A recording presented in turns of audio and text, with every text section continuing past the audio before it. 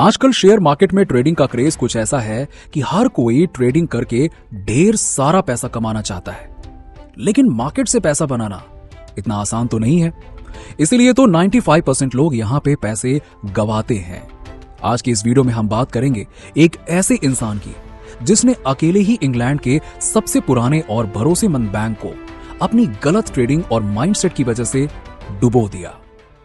दोस्तों, कहानी शुरू होती है 25 फरवरी 1967 को, जब निक लीनस नाम के एक शख्स का जन्म होता है।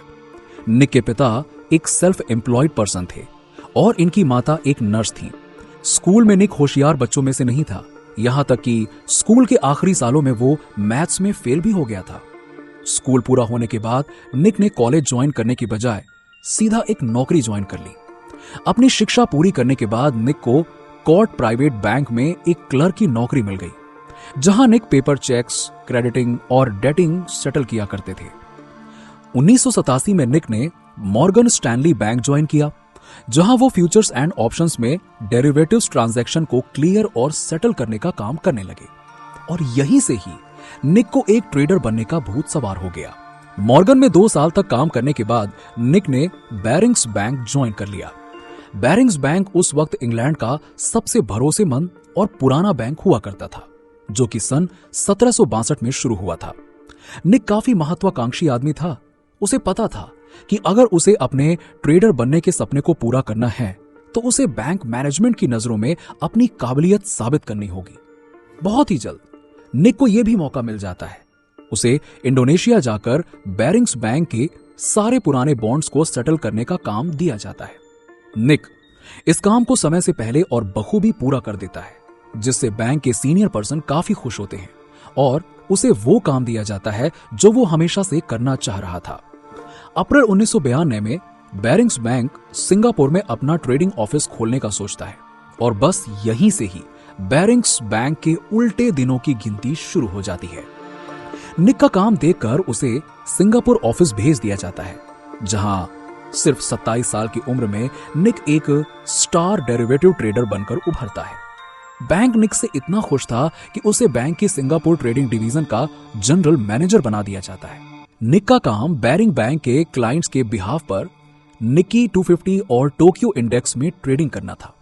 अब ये ऐसा वक्त था जब बैंक निक पर अंधा विश्वास करने लगा था और उसे अपने क्लाइंट्स के करोड़ों रुपए ट्रेडिंग के लिए दे दिया करता था। इसी बीच 1992 में निक को जकार्ता में बैरिंग्स की ही एक एम्प्लॉय लीसा सिम्स मिलती हैं और दोनों जल्द ही शादी कर लेते हैं। निक का करियर अब एकदम पीक पर था और उनकी पर्सनल लाइफ भी बहुत अच्छी चल रही थी।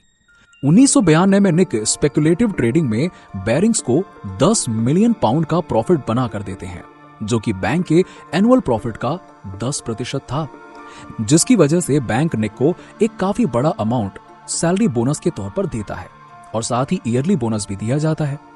लेकिन थोड़े समय के बाद निक की किस्मत उसका साथ छोड़ने लगती है। निक को अब ट्रेडिंग में बड़े बड़े घाटे होने लगते हैं, जिनको छुपाने के लिए निक बैरिंग्स के एरर अकाउंट का इस्तेमाल करने लगता है।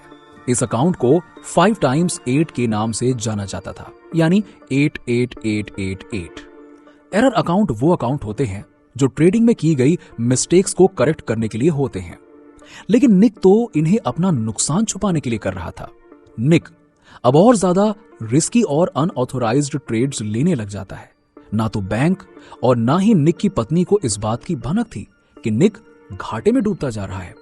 इसी बीच 1995 में जापान में कोब अर्थक्वेक आता है, जिसकी वजह से निकी यानी जापानीज जो इंडेक्स था वो तेजी से नीचे गिरना शुरू करता है। निक को इस गिरावट में एक बड़ा मौका नजर आता है। निक को लगता है कि यह गिरावट टेम्पररी है और मार्केट वापस से ऊपर जाएगा। अब वो अपने क्लाइंट्स के पैसे से एक बड़ा दांव खेलता है। जिन पोजीशंस को निक को बेचने के लिए कहा गया था, वो उन्हें बेचने की बजाय बड़ी क्वांटिटी में खरीद लेता है। देखते ही देखते मार्केट और नीचे चला जाता है और निक को $7.5 मिलियन का लॉस हो जाता है।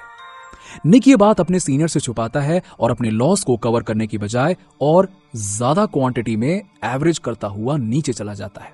दिन के एक वक्त पर उसका लॉस बढ़ते हुए पहुंच जाता है $50 मिलियन। लेकिन निक यहां भी नहीं रुकता। वो लगातार अपने क्लाइंट्स के सभी अकाउंट से नई पोजीशंस खरीदता चला जाता है। और दिन के आखिर में जब मार्केट बंद होता है तो लॉस बढ़ के पहुंच जाता है $500 मिलियन। यह दिन था 23 फरवरी 1995 और इस तरह इंग्लैंड का 200 साल से ज्यादा पुराना बैंक एक ही दिन में बैंकरप्ट हो जाता है। अब तक निक को यह एहसास हो चुका था कि उसने ट्रेडिंग के इतिहास की सबसे बड़ी गलती कर दी है। उसकी इस हरकत की वजह से अब उसे पूरी जिंदगी जेल में बितानी पड़ सकती है, इसलिए वो भागने की कोशिश करता है।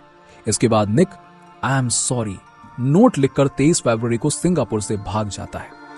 एक फेल्ड डायल आउट अटेम्प्ट के बाद यूके का ओल्डेस्ट मर्चेंट बैंक 26 फरवरी को बकाया कर चुकाने में असमर्थ घोषित कर दिया जाता है और महज $1 में इसे डच ING बैंक को बेच दिया जाता है। निक मलेशिया, थाईलैंड और जर्मनी भागने के बाद आखिरकार फ्रैंकफर्ट में अरेस्ट हो जाता है और उसे 20 नवंबर 1995 को सिंगापुर भेज दिया जाता है। हालांकि उसकी वाइफ लीजा को इंग्लैंड वापस जाने दिया जाता है क्योंकि उसका इन सब कामों में हाथ नहीं था। जांच में निक के साथ ही साथ बैंक को भी दोषी ठहराया जाता है क्योंकि बैंक कोई भी इंटरनल ऑडिटिंग नहीं करता था और ना ही उनका रिस्क मैनेजमेंट प्रैक्टिस पर कोई ध्यान था, जिसकी वजह से यह फ्रॉड बढ़ता ही चला गया।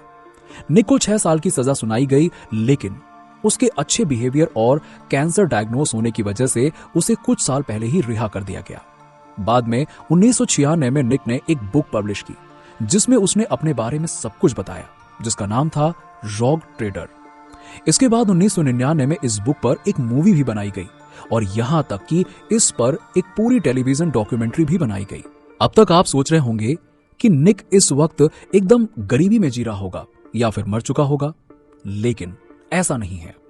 दोस्तों, मैं आपको बता दूं कि निक अभी तक जिंदा है और अब उसने 2003 में एक आयरिश ब्यूटिशियन लियोना थॉर्मे से दूसरी शादी भी कर ली है और दोनों अब आयरलैंड में ही रहते हैं।